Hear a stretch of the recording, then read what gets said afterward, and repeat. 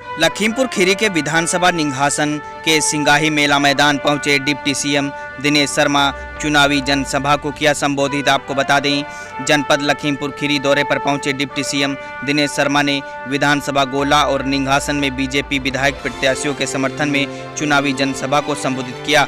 निघासन पहुंचे deputy CM Dinesh Sharma ने विधायक प्रत्याशी शशांक वर्मा के समर्थन में चुनावी जनसभा को संबोधित करते हुए योगी सरकार की उपलब्धियां गिनाई और निघासन में हुए विकास कार्यों का हवाला दिया। वहीं सपा सुप्रीमो अखिलेश यादव पर निशाना साधते हुए बताया कि अखिलेश यादव झूठ बोलते हैं, जनता से कहते हैं कि हम फौज में युवाओं की भर्ती कराएंगे, जबकि फौज में भर्ती केंद्र सरकार करती है, मुख्यमंत्री नहीं। 5 वर्ष में एक भी दंगा नहीं हुआ है। हम सबका साथ सबका विकास का काम करते हैं। पहले और दूसरे चरण में मुस्लिम महिलाओं ने बढ़ चढ़ कर बीजेपी को वोट किया है। इस बार 10 मार्च को बीजेपी की सरकार फिर से संपूर्ण बहुमत से बनने जा रही है और होली दिवाली मनी तो ईद भी मनी है। बाकी हमारे साथ सभी समुदाय के लोग हैं। 10 मार्च को संपूर्ण बहुमत से सरकार बन रही है। मेरे साथ जोर से बोलिए, बोलिए भारत माता की। तो पीछे सब खड़े हैं, पीछे से लेके इधर तक एक बार जोर से बोलो, बोलो भारत माता की। मेरे प्रिय छोटे भाई,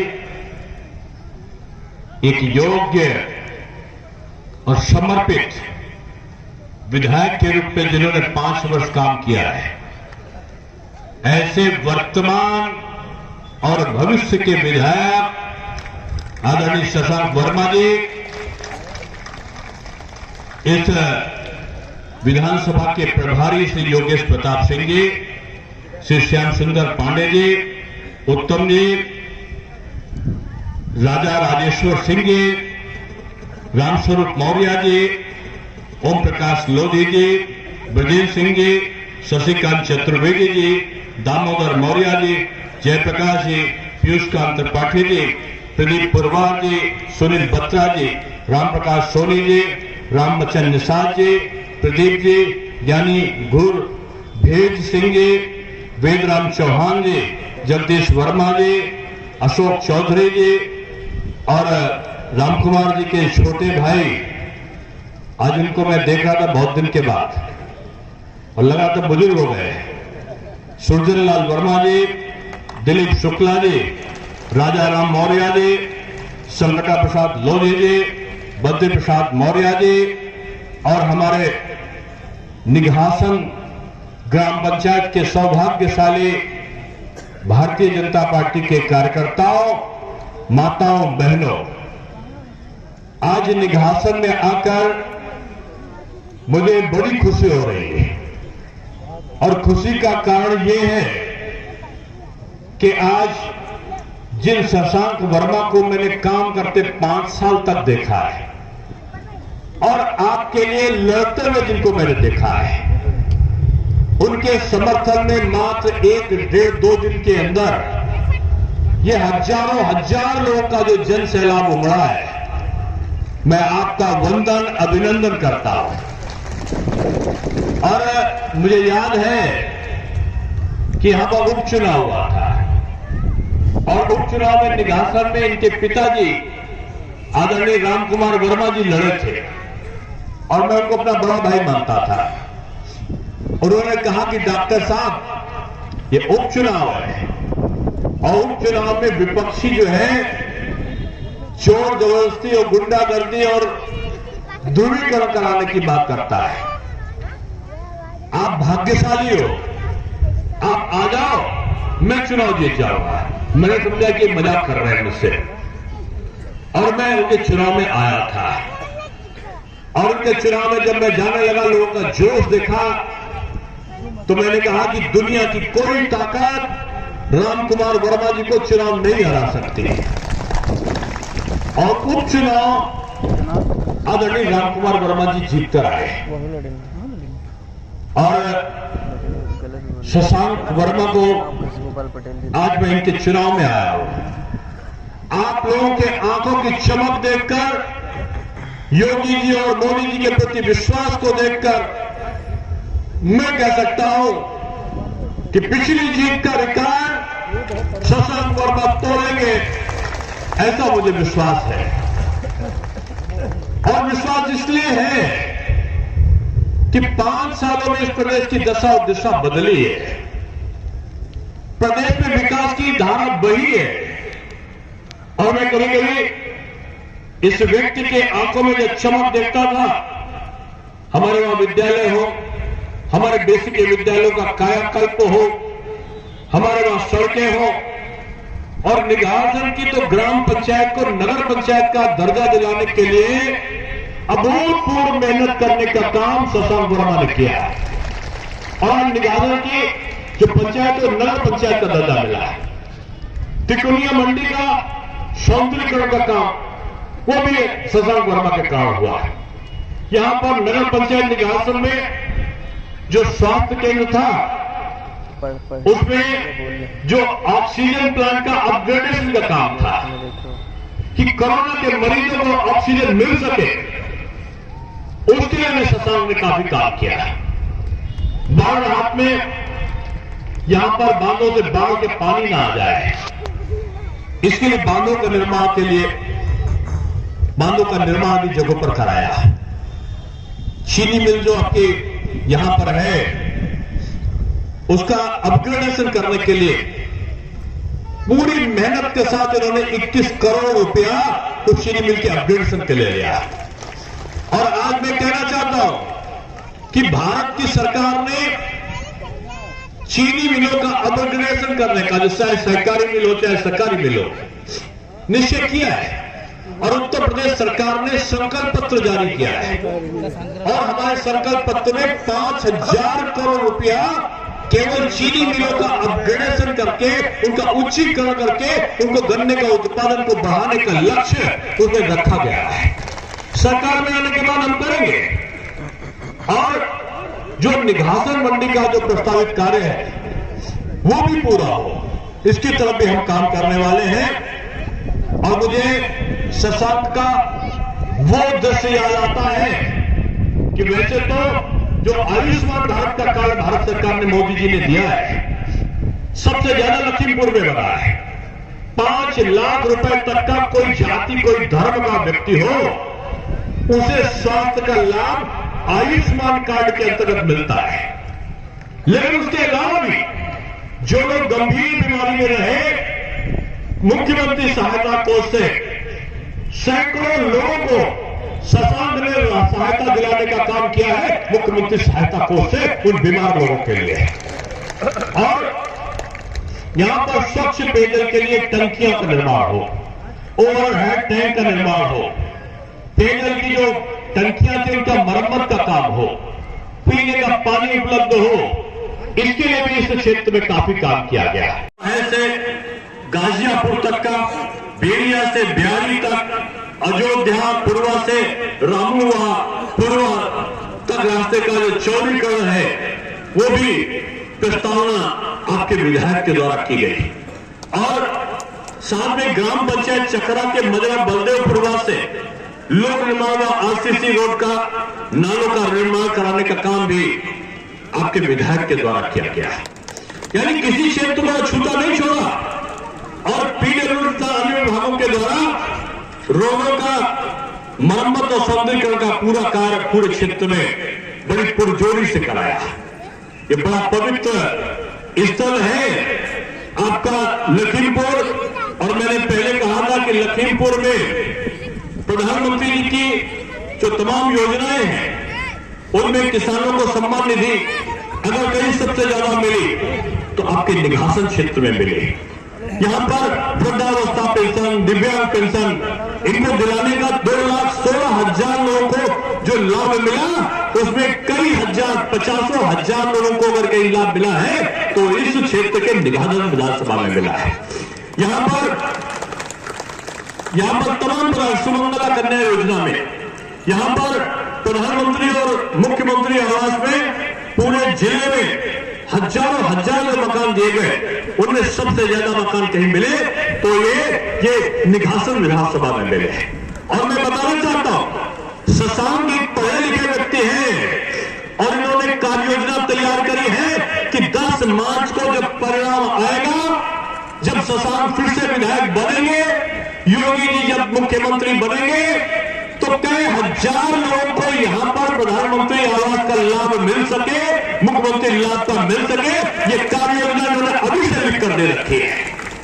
यहां पर शौचालयों का निर्माण हो, वो भी आपके वहां अभी तमाम हजारों में हुआ, आगे भी हो, इसकी व्यवस्था करिए।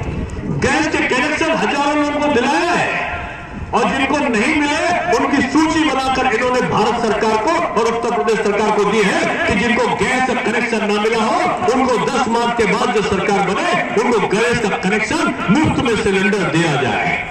अब तो होली और दिवाली को गैस का सिलेंडर जो भरवाओगे ना, उनमें भी कोई पैसा देने की जरूरत नहीं है। अब तो किसानों को जो बिजली सिंचाई के लिए आपकी होगी, अगर भारतीय जनता पार्टी की सरकार को आप फिर से बना रहे हैं, तो आप ये मान के चलो कि किसानों को अब बिजली का सिंचाई के लिए 1 भी रुपया बिजली को देना नहीं होगा, बिजली मुफ्त होगी किसानों के लिए। जो बिटियां पढ़ती है ना आपकी, शहर में जाके गांव में भी अब डिग्री कॉलेज हम लोग दे रहे हैं कि वहां पढ़ के अगर ग्रेजुएशन करने जाएगी तो उस बच्ची को, उस बालिका को एक स्कूटी, मेधावी छात्र जो होगी उसको एक स्कूटी दी जाएगी। इसकी भी व्यवस्था हमने किया है।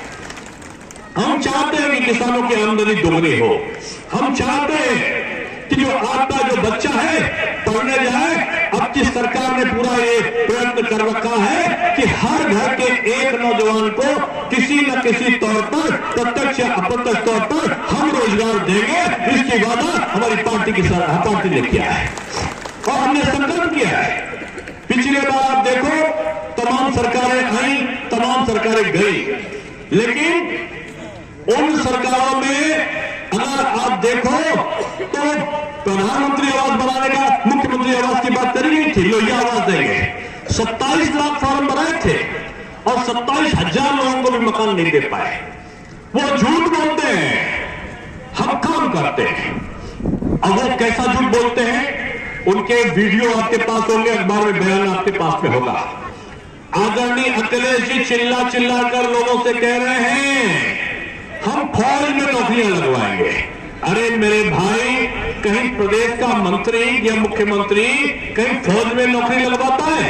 फौज की नौकरी तो फौज देती है, फौज की नौकरी तो भारत सरकार देती है, और वो अपने लिए मांग रहे हैं। ये झूठ बोलकर लोगों में भ्रम पैदा करना चाहते हैं। ये अगला, पिछड़ा, अनुसूचित, दलित सबको लगाओ, सबको अलग अलग करो, ये इसका शासन करना चाहते हैं। मैं आपको बताना चाहता हूं, बीजेपी ने सभी जातियों को किया है, चाहे वो मौर्य हो, चाहे वो लोधी हो, चाहे वो पटेल हो, चाहे वो अनुसूचित रावत हो, चाहे वो धोबी हो, चाहे वो कहां हो, निषाद हो, सबकी पार्टी बनकर ये सामने आई है। हमने सवर्णों के लिए भी काम किया, हमने अनुसूचित के लिए भी काम किया। हम जाति में नहीं बांटना चाहते। वो इस उत्तर प्रदेश में सबको घर घर राशन मुफ्त न मिल पा रहे हैं। आप बताओ, 2 साल से राशन मिल रहा है? हाथ उठाकर बताओ, ये 10 किलो राशन मिल रहा है? सब हाथ उठाकर बता रहे कि मिल रहा है। कहीं इसमें हिंदू मुसलमान के कोई भेदभाव तो नहीं किया? भेदभाव तो नहीं किया, सबको मिला, सबको मिला। हमने प्रधानमंत्री आवास दिए तो सबको दिए, जिनको नहीं मिले उनको हम देने जा रहे हैं। शौचालय सबके वहां बनवाए, जिनके वहां नहीं मिले उनको बनवाना जा रहे हैं। गैस कनेक्शन सबको दिया, जिनको नहीं दिया उनको हम देने जा रहे हैं। ये लोग वादा करते हैं, हम काम करते हैं। हम हर जाति को लेकर एक साथ चलने का संकल्प लेकर भी हम यहाँ पर काम कर रहे हैं। हमने नहीं बांटा, हम तो वो पार्टी वाले हैं। अभी मैं अलीगढ़ में गया था, अलीगढ़ में जनसंपर्क हो रहा था, कोरोना था, उसमें जनसंपर्क करना था। मैं अतरौली में बाबू कल्याण सिंह जी जब तक मुख्यमंत्री रहे, रामकुमार वर्मा जी को अपना छोटा भाई मानते थे, और ये शशांक को बाबू कल्याण सिंह जी का दत्तक पुत्र है और इसको वो अपना बेटा मानते थे। तो ये एक तरीके से बाबू कल्याण सिंह जी को मानने वाले लोगों का तो प्रतिष्ठा दांव पर लग गई है कि बाबू जी का जो बेटा अगर लड़ रहा है तो केवल लोधी समाज नहीं, सारे समाजों का दायित्व हो गया कि शशांक को जिता कर लाओ। मैं ये क्यों बोल रहा हूं कि मैं बाबू जी के क्षेत्र में था, अभी अतरौली में उनका पोता चुनाव लड़ रहे थे। हम लोग जनसंपर्क करके निकले, एक मकान के आगे बढ़ गए, तब तक आवाज आई, अरे जनाब इधर आइए, जनाब इधर आइए। तो लोगों ने कहा चलिए चलिए, अब तक नहीं, कोई बुजुर्ग बुला रहा है। मैं पीछे उतर गया, देखा एक बुजुर्ग जालीदार टोपी, लंबी सी दाढ़ी, तहमत पहने हुए, वो मुझे बुला रहे करने वाले।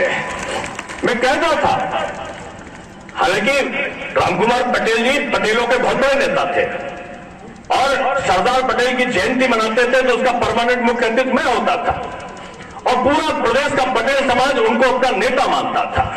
ये बात सही है, लेकिन आज उन्होंने जिस प्रकार से अपने सभी जातियों के लिए काम किया है, सभी बिरादरियों के लिए काम किया, अब कोई ब्राह्मण नहीं, कोई क्षत्रिय नहीं, कोई लोधी नहीं, कोई पटेल नहीं, कोई मौर्य नहीं, सब मिलकर चुनाव लड़ेंगे। और इसलिए लड़ेंगे कि आज सबको बराबर का शासन दिया है। एक जगह मुझसे लोग पूछ रहे थे, साहब आपको मुस्लिम क्यों वोट दे रहा है? हमने कहा दोस्तों उससे पूछ लो क्यों दे रहा है। लोगों ने पूछा, उनका साथ दंगा नहीं हुए।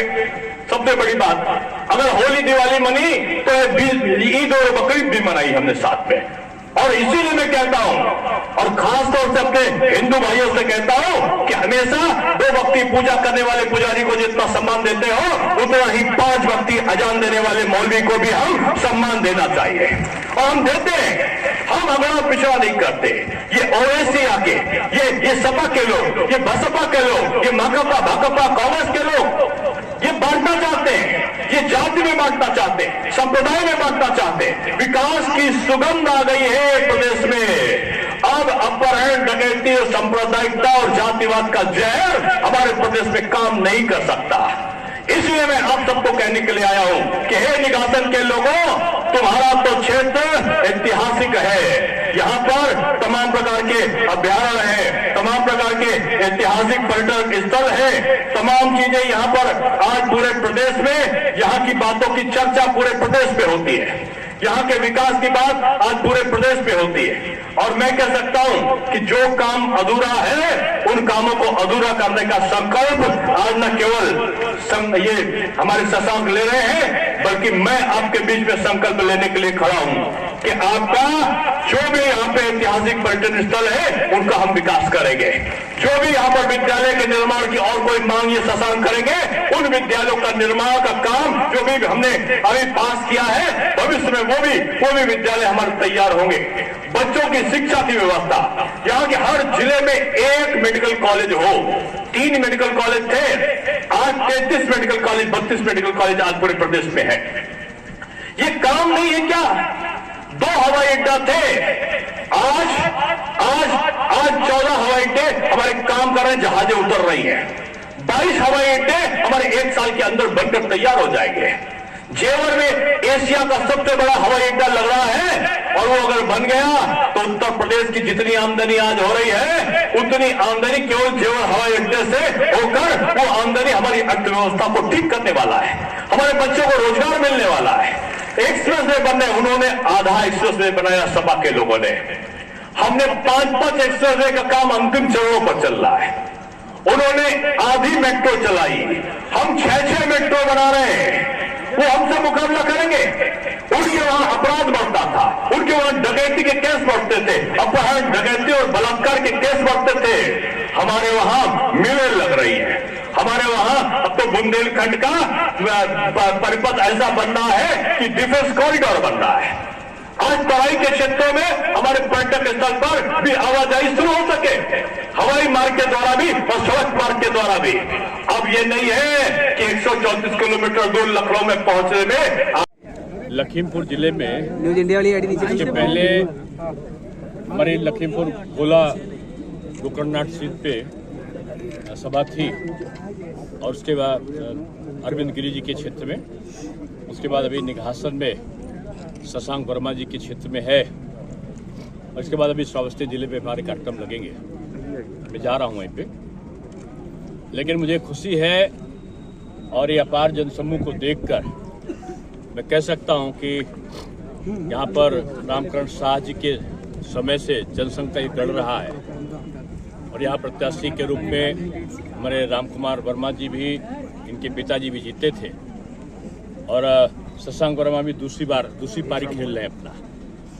निश्चित रूप में बगैर जाति बगैर धर्म के भेद के भारतीय जनता पार्टी ने जिस प्रकार से सभी जात और वर्ग के लोगों को जो सरकार के केंद्र और प्रदेश सरकार की योजनाएं हैं उनका लाभ दिया है, हम आगे भी वही लाभ देते रहेंगे उनको। लेकिन आज प्रथम चरण और द्वितीय चरण के बाद जिस तरीके से अपनी संभावित हार को देखते हुए बौखलाहट का वातावरण है समाजवादी पार्टी में, खासतौर पे बहुजन समाज पार्टी और कांग्रेस में, उसने प्रदेश में जो एक शब्दों का संयम है वो बड़े बड़े राजनेता खोते जा रहे हैं। कहीं पुलिस वालों को बोलना, कहीं हमारे राज्य मंत्री पर, केंद्र के मंत्री पर हमला करवा देना, और कहीं विभिन्न प्रकार के लोगों के बारे में कभी अपशब्दों का प्रयोग हो जाना, कभी उनके बारे में किसी के बारे में साण कह देना, कभी किसी को, मैं वो शब्द तो बोल भी नहीं सकता, कि रड़वा ऐसे शब्दों का प्रयोग कर रहा। मैं समझता हूँ ये राजनीतिक सुचिता के विरोध में है। लोगों को अपनी सरकार के कार्यों को बताना चाहिए और हम अपनी सरकार के कार्यों को बता रहे हैं। ये लोकतंत्र का महापर्व है। इस महापर्व में शब्दों का संयम और आपसी सौहार्द ये नहीं टूटना चाहिए। क्या लगता है 2022 में सरकार कितनी सीटों के साथ? पिछला रिकॉर्ड तोड़ेंगे हम।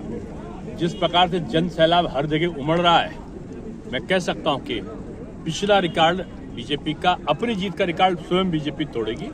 सपा, बसपा, कांग्रेस और एमआईएम मिला के ये 3 अंकों का आंकड़ा यानी सैकड़ा पार नहीं कर पाएंगे। जिस निघासन विधानसभा पे है, ये एक बर्निंग सीट रही जा रही है। अभी एक किसान आंदोलन के दौरान एक घटना हुई, उसके बाद अब वो जो आरोपी थे वो रिहा हो, क्या इसका कुछ असर पड़ेगा चुनाव के दौरान? देखिए, आप देख रहे हैं ना किस तरीके से सब आए। अभी तो हमारे वहाँ तो ग्रंथी साहब भी आए, हमारे वहाँ सब तो मौलवी साहब भी आए। बीजेपी जात पात के आधार पर चलती नहीं, सभी जाति और धर्मों को साथ में लेकर चलती है। यही हमारी सफलता है और यही जो जगह जगह स्वागत हो रहा है पार्टी के प्रत्याशियों का भी, हम लोग का, ये इसी घटना का कोई असर नहीं पड़ेगा लगता है? देखिए, घटना एक अलग बिंदु, वो कोर्ट पे चल रहा, उस पर मैं कुछ नहीं कहना चाहूँगा। कोई भी दुखद घटना घटती है तो दुख सबको होता है, नहीं होना चाहिए। लेकिन हम सभी जाति, सभी धर्म के लोगों के साथ काम कर रहे हैं और करेंगे। ये हमारा संकल्प है, वो आगे भी चलेगा।